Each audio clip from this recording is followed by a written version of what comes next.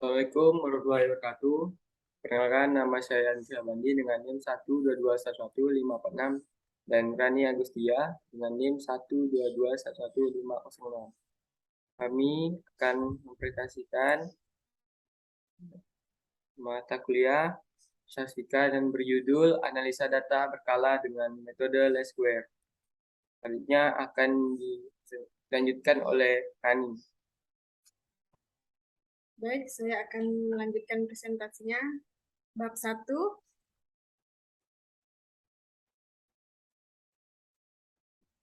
Analisa deret berkala. Deret berkala, komponen deret berkala, hubungan kualifikasi analisis deret berkala. Metode least squares, analisis deret berkala.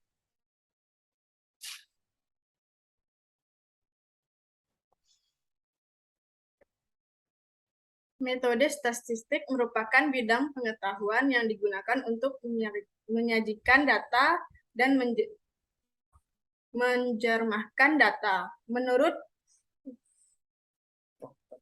Crompton dan Wenden, statistik didefinisikan sebagai ilmu pengumpulan, penyajian, analisis, dan interpretasi data numerik angka.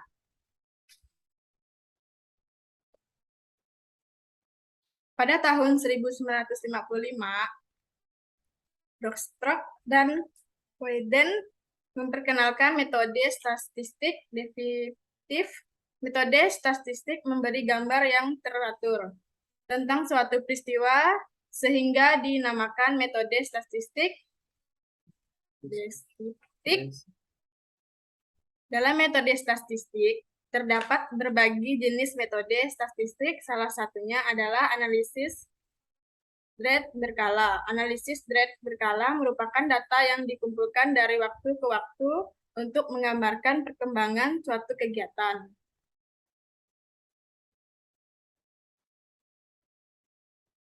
Deretan berkala. Data deretan berkala atau deretan waktu adalah sekumpul data observasi yang variabelnya dalam ukuran periode waktu.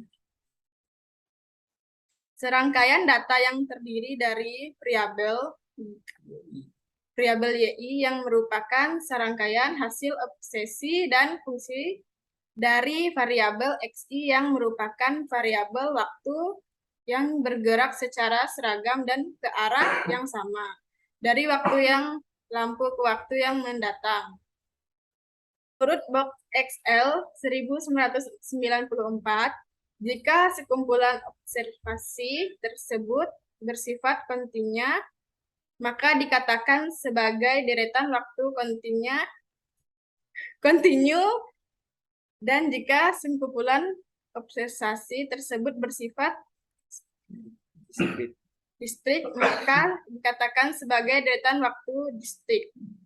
Sekumpulan observasi dari deretan waktu distrik terbentuk pada waktu T sama dengan 1,2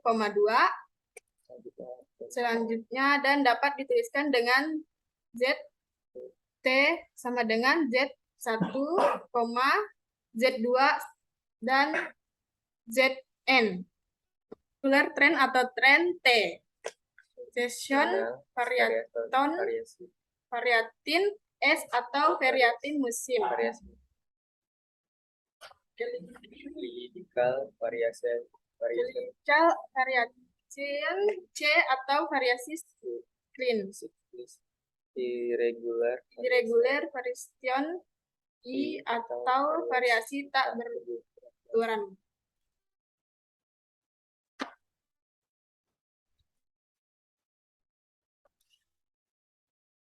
Satu, sekuler trend T. Gerakan yang berjangka panjang yang menunjukkan adanya kecenderungan menuju ke satu arah kenaikan tetap konstan dan penurunan secara keseluruhan dan bertahan dalam jangka waktu yang digunakan sebagai ukuran adalah 10 tahun ke atas. Menurut gerakan dibedakan menjadi 3, yaitu tren naik, tren konstan, tren turun.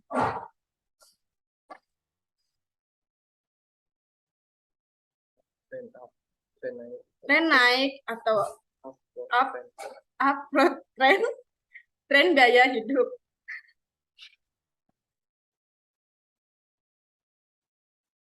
Tren tetap, constant trend.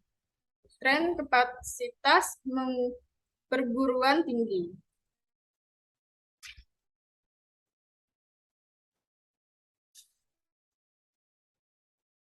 Tren turun down trend. Tren pekerja di sektor pertanian.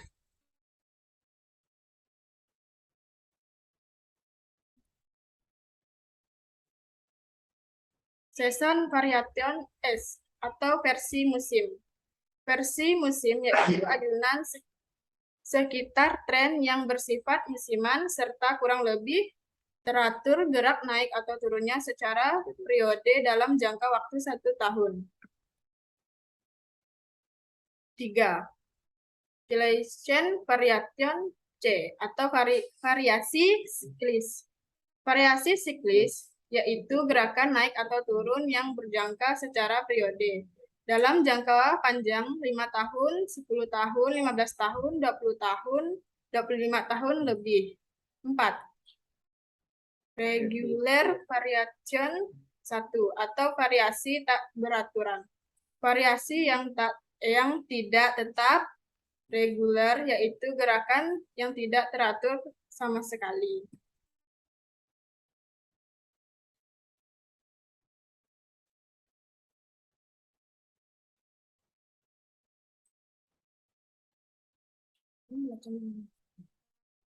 Presentasi akan dilanjutkan oleh Nur Syahbandi. Hubungan klasifikasi analisa data berkala. Dengan berkala, Y merupakan hasil kali dari 4 komponen, yaitu Y sama dengan T kali C kali S kali I. Data berkala merupakan hasil penjumlahan dari 4 komponen, yaitu Y sama dengan T tambah C tambah S tambah I.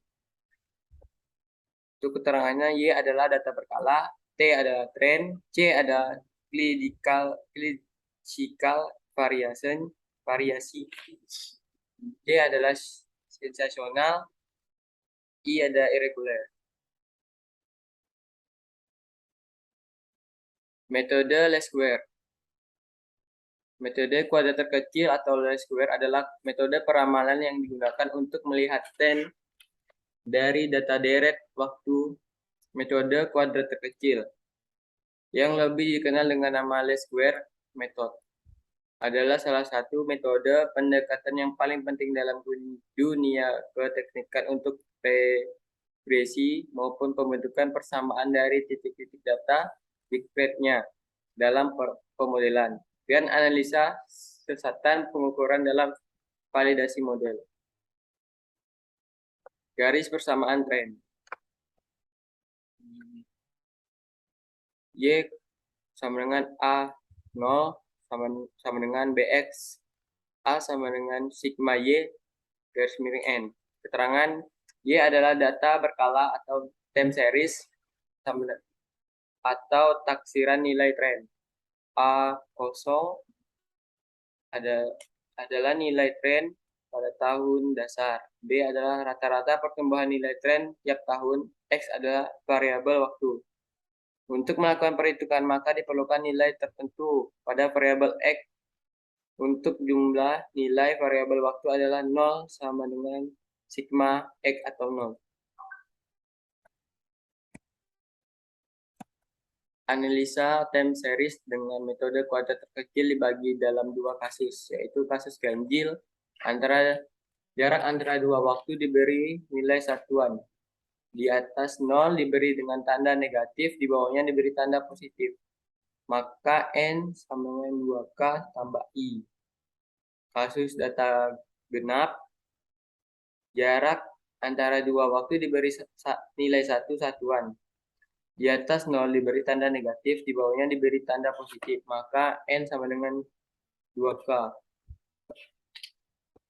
Bab 2 soal. Data hasil penjualan gas LPG selama 5 tahun berturut-turut disajikan dalam tabel berikut. Dalam PT Gas dari PT Gemilang Asia Sejahtera atau SPBE dalam 5 tahun berturut-turut, yaitu 2018, 2019, dan 2020, 2021, dan 2022 dengan masing-masing 110 unit, 105 unit, 130 unit, 145 unit, dan 150 unit dengan total 660 unit. Ini adalah hasil olah datanya. Analisa menggunakan metode least square. Bisa dilihat ini ada penjualan X, E, X2 kuadrat, XY. Dan ini adalah mencari nilai A dan nilai B. A sama dengan 1/N sigma Y sama dengan 1/5 dibagi 660 sama dengan 132. Kalau B-nya sigma XY dibagi sigma X maka 2 sama dengan 100 dibagi 10 sama dengan 10. Setelah mengetahui nilai variabel A dan B, maka persamaan trennya dapat diketahui, yaitu Y sama dengan A ditambah BX dan Y sama dengan 132 ditambah 10X. Dari persamaan di atas, maka nilai tren dari 2018 sampai 2022 adalah trennya.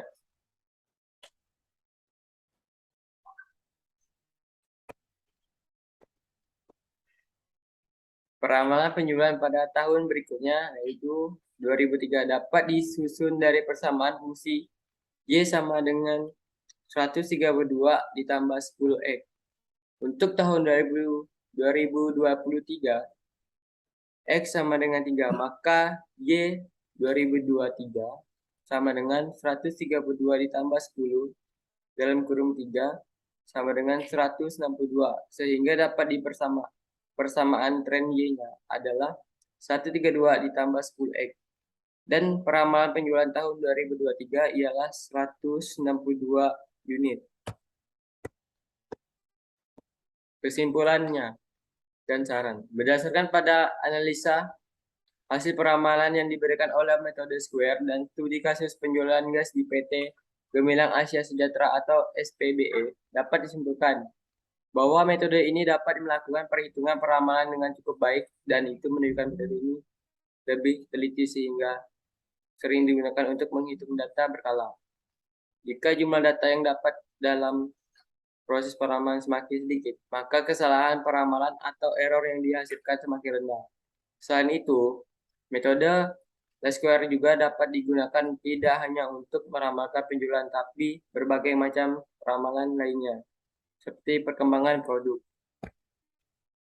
Baiklah, terima kasih. Itulah hasil presentasi kami berdua. Selamat siang.